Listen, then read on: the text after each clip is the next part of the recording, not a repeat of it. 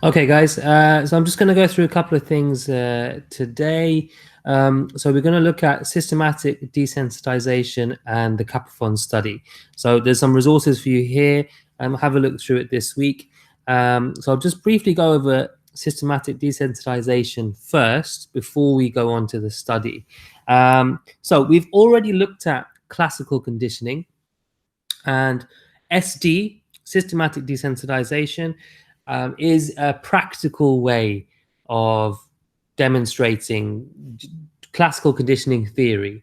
So it's a concrete example from real life where you can use similar techniques to that in classical conditioning to actually benefit people.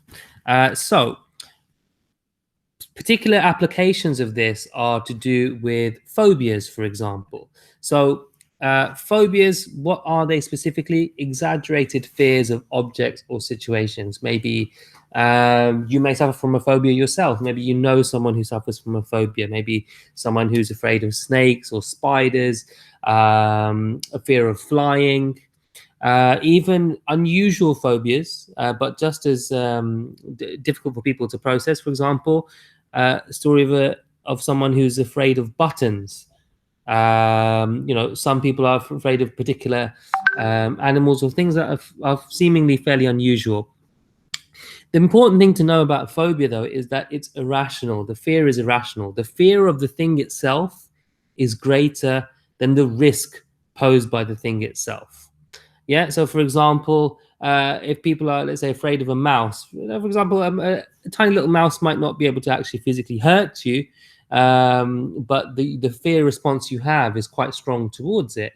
It's irrational, this fear.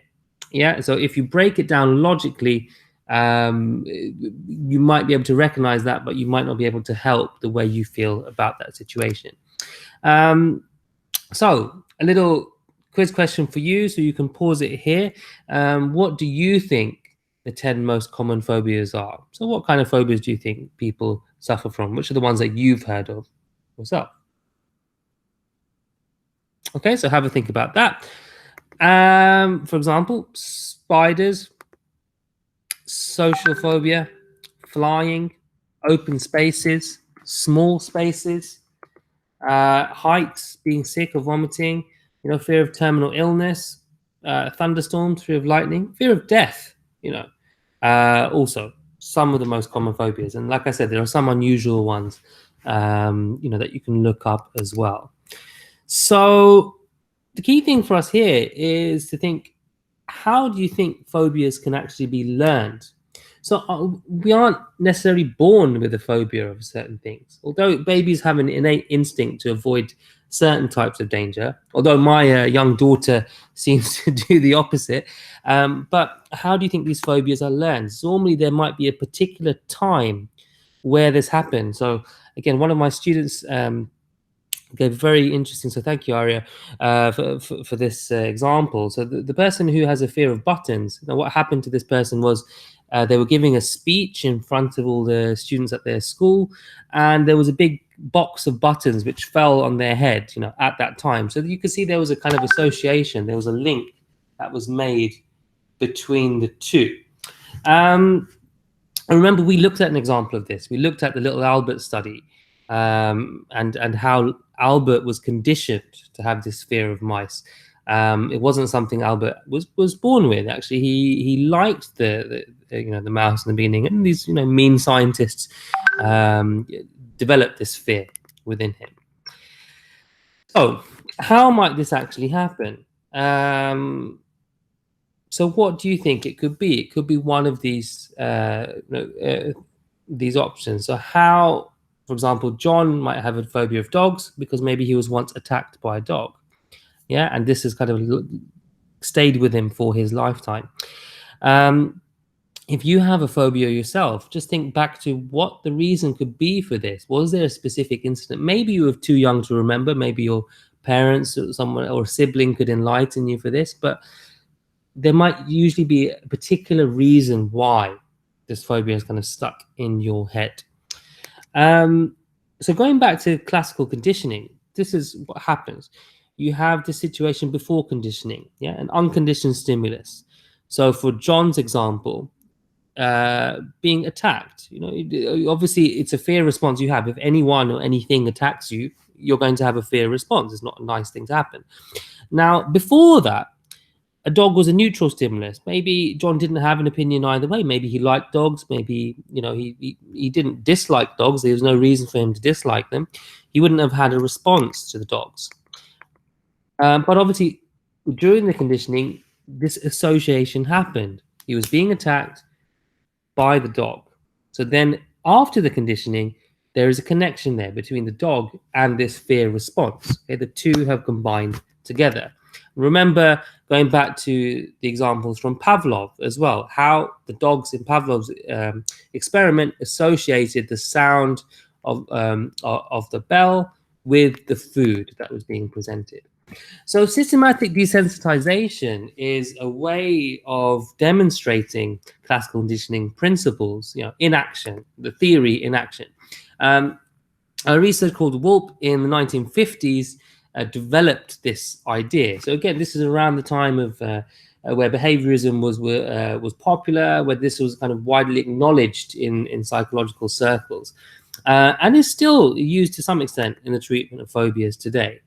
But again, we've spoken through classical conditioning, but also operant conditioning as well. So again, there has to be an incentive. Someone might need to want to overcome their phobia. There needs to be a reward for that person. And there needs to be, the punishment itself is maybe their suffering, maybe their inability to deal with this situation is causing an issue in their own life. Because people generally tend to avoid what they're afraid of. And now the issue itself, SD is a less stressful method of dealing with phobias than flooding. Flooding is a separate issue we'll cover later, but if you've ever watched I'm a Celebrity, Get Me Out of Here, they have all these kind of challenges where they throw lots of snakes and spiders at people. And if you had a fear of snakes, flooding would, in a very simple way, would be kind of throwing you in a tub with a whole load of snakes and leaving you there for a day. By the end of it, as long as they're not poisonous snakes, they haven't bitten you, you would have got so much exposure to this fear that your fear response would have gradually gone down. But obviously, you can imagine how traumatic and stressful this could be for some people, and actually probably how unhelpful it could be for some people as well. So SD, the aim of SD is extinguishing an undesirable behavior, which is fear, and replacing it with a more desirable one, relaxation. So something you're scared of, the aim of it is to try and make that something that's something relaxing for you. So in behaviorism, the idea is that all behavior is learned from the environment. So we can unlearn these conditioned responses by manipulating this environment itself. Another key word for SD is something called reciprocal inhibition. So what does this actually mean? Well, it means we can't feel fear and relaxation at the same time. I mean, just if you think about it logically, when you're at your most relaxed, is usually you're not when you're at your most fearful. Although we're in a surreal situation now with COVID-19, where perhaps you might be avoiding the news because it might be making you feel anxious or fearful, and again you might be stuck at home trying to think of things to do and how to relax. But generally, you can't feel the same two emotions at the same time because they're essentially complete opposites. So SD tries to overcome this. So let's take the example of the dog and the fear response. Yeah. So what the therapy would actually encourage is this conditioned stimulus, the dog that you've previously been afraid of. So you're afraid of this dog, but the therapy will use different relaxation techniques, will associate the dog with calmer things. And so then you unlearn the fear response, and instead you make the link between the dog and these relaxation techniques that you're doing. And then eventually you may have no response to the dog, or even a positive response to the dog, for example. Now there are two specific ways you can do this: in vitro or in vivo. In vivo means direct experience of something. In vitro means using visualization, imagery, picturing that thing. So again, at this point, have a think. You can pause it here and think about some phobias which you would use in vivo and in vitro for. Are there some phobias where in vivo you have to experience this thing directly? Or can some phobias be solved just in vitro, just by using imagery and pictures? Which kind of phobias do you think this would work better for?